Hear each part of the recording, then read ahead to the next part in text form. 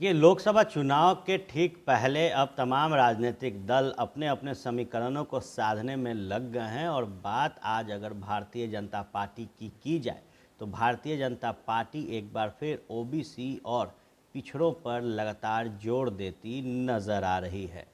बात अगर राहुल गांधी की करें तो कांग्रेस की जो भारत जोड़ो न्याय यात्रा है उसमें लगातार आरक्षण और ओबीसी को लेकर भारतीय जनता पार्टी को राहुल गांधी घेर रहे हैं।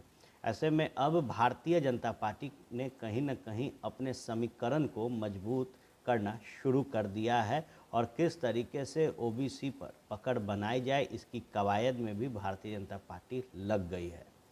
देश में लोकसभा चुनाव को लेकर अब महज कुछ महीने बचे हुए हैं। ऐसे में देश की तमाम राजनीतिक पार्टी अपने चुनावी रणनीति को अंतिम रूप देने में लग गई है। भाजपा ने नीतीश कुमार को अपने साथ लाकर ओबीसी और पिछड़ों के बीच अपनी पकड़ को और अधिक मजबूत कर ली है, जिसका फायदा उसे बिहार, उत्तर प्रदेश में देखने को मिल रहा है। एक सर्वे के अनुसार भारतीय जनता पार्टी को तकरीबन उत्तर प्रदेश में 80 में 72 सीट का जो जीत है वो नज़र आ रहा है। वहीं बिहार की बात करें तो 40 सीटों में 35 पर भारतीय जनता पार्टी अपना कब्जा जमा सकती है। उत्तर प्रदेश में लोकसभा सीट की बात करें तो इस प्रदेश में कुल 80 लोकसभा सीटें हैं, जो देश में सबसे अधिक हैं। इसके बाद बंगाल और फिर बिहार का नंबर आता है। बिहार की बात करें तो यहाँ 40 लोकसभा सीटें हैं, जिसमें पिछली बार भारतीय जनता पार्टी का वर्चस्व रहा था। 17 सीटों पर भारतीय जनता पार्टी ने चुनाव लड़ा और जो जीत की प्रतिशत थी वो 100% की रही। ऐसे में उत्तर प्रदेश और बिहार में पिछड़ों और अति पिछड़ों की संख्या सबसे अधिक है। लिहाजा भाजपा की बात करें तो भाजपा अच्छी तरह समझती है कि यदि इन दिनों राज्यों में पिछड़ा वोट बैंक को अपने साथ ले आया जाए तो भाजपा को वापस से केंद्र की सत्ता में काबिज होने के लिए अधिक कठिनाई नहीं उठानी पड़ेगी।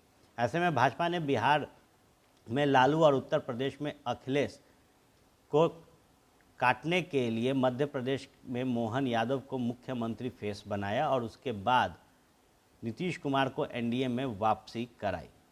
इतना ही नहीं, कर्पूरी ठाकुर को भी भारत रत्न देने का भी ऐलान भारतीय जनता पार्टी ने किया।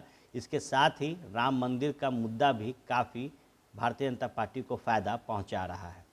छत्तीसगढ़ में विष्णु देव को सीएम बनाने से भाजपा ने अति पिछड़ा वोट बैंक के जरिए झारखंड और देश के अन्य राज्यों को साधने की कोशिश की है।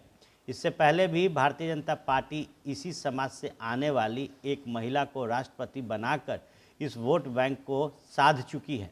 ऐसे में अब भाजपा ने अति पिछड़ा समाज से आने वाले नेता को मुख्यमंत्री बनाकर इस समाज पर अपना गहरा असर डालने की कोशिश की है। इसके अलावा बात करें यदि मुस्लिम वोट बैंक की तो भारतीय जनता पार्टी इस बार मुस्लिम वोट बैंक को अपने साथ लाने के लिए अधिक प्रयास तो नहीं कर रही, लेकिन छोटे छोटे प्रदेशों में अल्पसंख्यक चेतना रैली जैसी कार्यक्रम करा रही है। भारतीय जनता पार्टी ये बात अच्छी तरह से जानती है कि अल्पसंख्यक समाज का वोट बैंक उनके पास है, उसमें कोई बड़ा बढ़ोतरी नहीं होने वाला और ना ही कोई बड़ा नुकसान देने वाला है। ऐसे में भारतीय जनता पार्टी इस वोट बैंक को लेकर अधिक रणनीति बनाते हुए नज़र नहीं आ रही। उधर सवर्ण समुदाय की बात करें तो सवर्ण समुदाय का वोट पहले से ही भाजपा के साथ दिखता है, क्योंकि इस समुदाय को बुद्धिजीवियों में गिना जाता है और भारतीय जनता पार्टी विशेष रूप से इस समाज को तवज्जो देती रही है। भाजपा के संगठन में बड़े बड़े और ऊंचे ऊंचे पदों पर इस समाज के नेता काबिज हैं। ऐसे में भाजपा ने बिहार में इसी समाज से आने वाले नेता को डिप्टी सीएम बनाकर एक खुशखबरी भी दे दी है और सवर्ण को अच्छे पदों पर बैठाकर भाजपा इस वोट पर कब्जा जमाना चाहती है।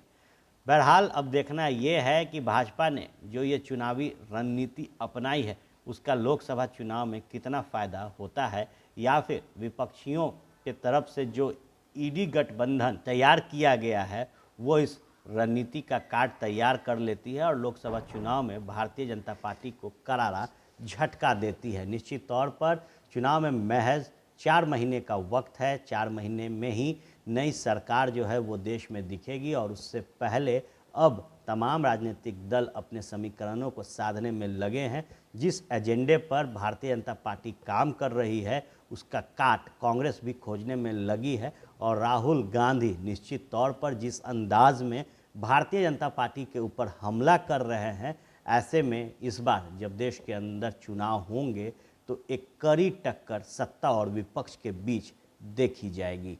बने रहिएगा फर्स्ट बिहार झारखंड के साथ, खबरों का सिलसिला यूं ही चलता रहेगा। ये लो मुंह मीठा करो, आज मैंने अपना जॉब छोड़ दिया, अब हम पूर्णिया वापस जाएंगे। जॉब छोड़ दिया है? मतलब ये घर कैसे चलेगा? हम करेंगे क्या? और माँ बाबूजी क्या बोलेंगे? इसलिए मैं एक और मिठाई का डब्बा लाया। अपने बिजनेस के लिए लोन अप्रूव हो गया। अरे लोन अप्रूव हो गया वो तो ठीक है, लेकिन पूर्णिया में हम रहेंगे कहाँ? अपना घर भी तो नहीं है वहाँ। इसलिए तो एक और मिठाई का डब्बा अलग से लाया हूं। हमने पूर्णिया में घर ले लिया है, पूर्णिया के ई होम्स पैनोरमा में। पूर्णिया में पैनोरमा ग्रुप लेकर आए हैं ई होम्स पैनोरमा। बड़ा घर, आलीशान जिंदगी और अत्याधुनिक सुविधाओं के संग। अरे अरे, अब क्यों मुंह मीठा करवा रही हो? क्योंकि हम घर वापसी जो कर रहे हैं। घर वापसी की खुशी पूर्णिया में ई होम्स पैनोरमा के संग। E Homes Panorama, luxurious lifestyle redefined.